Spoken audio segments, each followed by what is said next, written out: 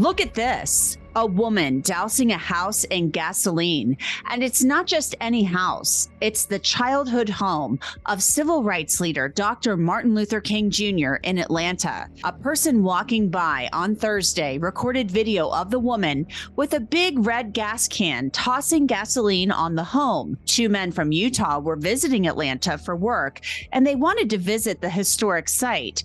They found Laneisha Henderson tossing gasoline on the windows. They asked her, "Hey, what are you doing?" At first, she didn't really say anything, and they actually thought when they first saw her that she might be watering plants. Then they realized she was actually holding a gas can. I have a dream. The house where Dr. King was born is part of a federal historic site, so that includes Dr. King's church as well. It's visited by millions each year in Atlanta. Fortunately, those two men from Utah were walking by and called police. Officers arrived and took Henderson into custody. She's charged with attempted arson, and many other charges could be coming. And because this is a federal historic site, Henderson could face federal charges as well. I'm Angenette Levy. It's Friday, and this is Crime Fix, Law and Crime's rundown of the top stories in the world of crime for the day. Well, things are going from bad to worse for Hunter Biden. The president's son has been indicted again by a federal grand jury in California.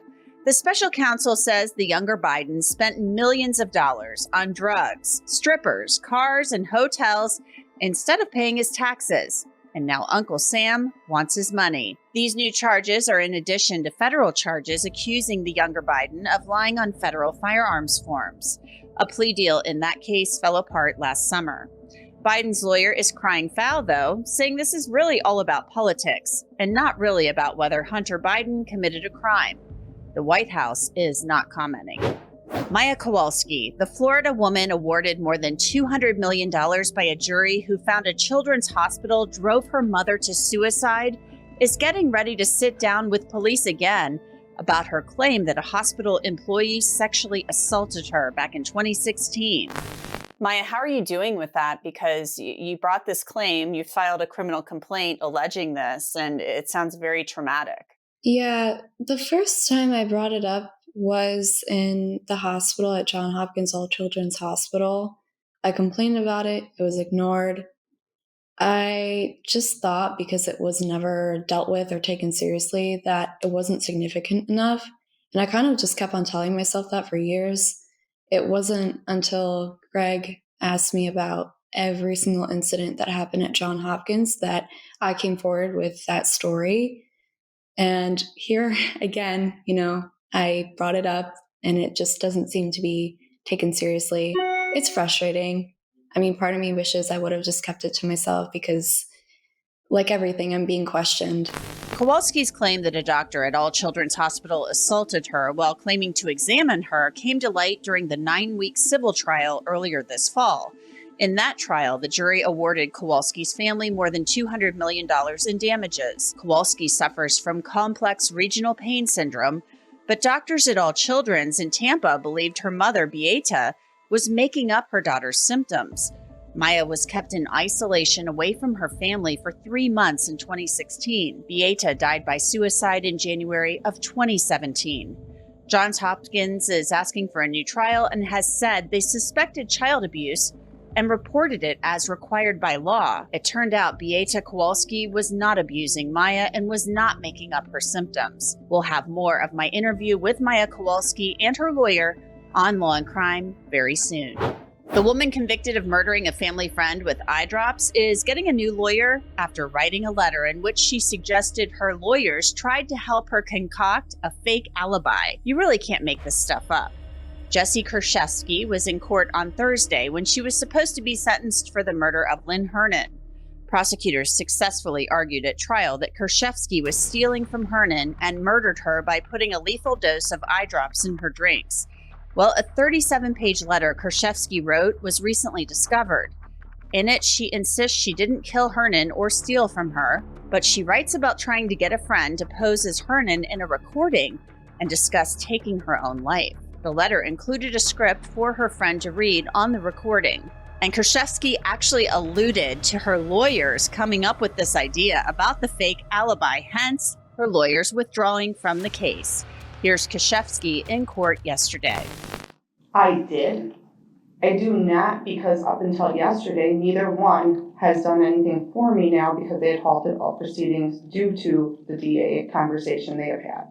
So at this point, as much as I wanted to get out of Waukesha County and proceed forward and go through appeals, I don't, because nothing has been done for sentencing except last minute yesterday. Partial. I have letters of character in limbo. I have nothing completed for sentencing. So no, I don't. And I frankly blame the state for that. They proceeded to release this information, which should have not been done. And it has created this mess. So while they are requesting they should not withdraw on their behalf, I don't think this is right. Everything has been done wrong since they have came forward last week with this information. And I do say, no, I did not write it. There's cameras all over this jail. There's recorded phone calls. There's a lot of issues here that, no, everything should be stopped. And I need to look at my legal rights because I don't know what they are at this point. I can tell you, no, I do not think because of everything that I have since learned, no, I should not have either attorney, which is very hard, proceed at this point, and sentencing should be stopped today. Now Jesse Kowalski will be sentenced next year, and get this. Judge Jennifer Doro has ordered that the media not contact her, but she can contact the media if she wishes. That sounds pretty unconstitutional if you ask me. Typically, it's up to a jail to go through an inmate's mail or up to an inmate or their lawyer to restrict what mail that person receives. Kowalski faces the possibility of life in prison without parole when she's sentenced. Richard Allen, the man charged with the Delphi murders, has been moved from one prison to another. The entire issue of Allen even being in prison at all has been the subject of much controversy. When do you ever hear about a defendant pre-trial being housed in a maximum security prison? It never happens. Allen's attorneys have complained about the conditions where he is being held, while prosecutors saying he's being treated like any other prisoner and he's being housed in a prison for his own safety instead of a county jail. Well, this week, Indiana Attorney General Todd Rokita signed an order saying Allen should be moved. Defense Diaries host Bob Mata, who's also a defense attorney, has been following the case closely. Like that entire portion of the statute is basically talking about that they have the ability to file a motion if they believe that the inmate is in serious danger of great bodily harm or death, or if they think that he's a substantial threat to the safety of others. Like those are the conditions. And it could be the prosecutor, the judge, the AG, and those are the parties, but they're supposed to bring it through motion. They're supposed to put their case forward in terms of why they think there's a substantial threat. And obviously none of that occurred. So like, I'm thinking like, wow, like why did the AG do this? That's a very good question. I contacted the Indiana AG's office and was told to contact the Department of Corrections. A spokesperson there told me he can't say why Allen was moved because of a court order. Allen has pleaded not guilty to murdering Abby Williams and Libby German the day before Valentine's Day back in 2017. Prosecutors say he confessed to the crimes in several jail calls. Right now, Allen's fighting to have his former attorneys reinstated to his team. They were removed after a man admitted taking graphic crime scene photos from one of the lawyers' offices and leaking them to a podcaster. Judge Frances Gall has been under fire for how the lawyers were removed. Allen wants her removed from the case. An Ohio babysitter enters into a different type of plea deal where she basically maintains her innocence, but admits the prosecution might convict her at trial. It's called an Alford plea, and Corey Sievers, by entering into it, says, hey, I'm going to say I didn't do this, but I know the prosecution, if we took this thing to trial, has enough evidence where I might be found guilty. According to Fremont, Ohio police, they went to a home in September of 2022 for a call about an unresponsive toddler. Sievers had been running a daycare out of her home, and multiple children were in her care when 21-month-old William Bova was found unconscious. The babysitter claimed William injured himself, but doctors say there was no way he could have caused the injuries that were that severe. Sievers pleaded to 1 count of involuntary manslaughter, 1 count of endangering children, and 1 count of felonious assault. She will be back in court in January for sentencing. Remember the poison control doctor from the Mayo Clinic who's accused of murdering his wife by poisoning her?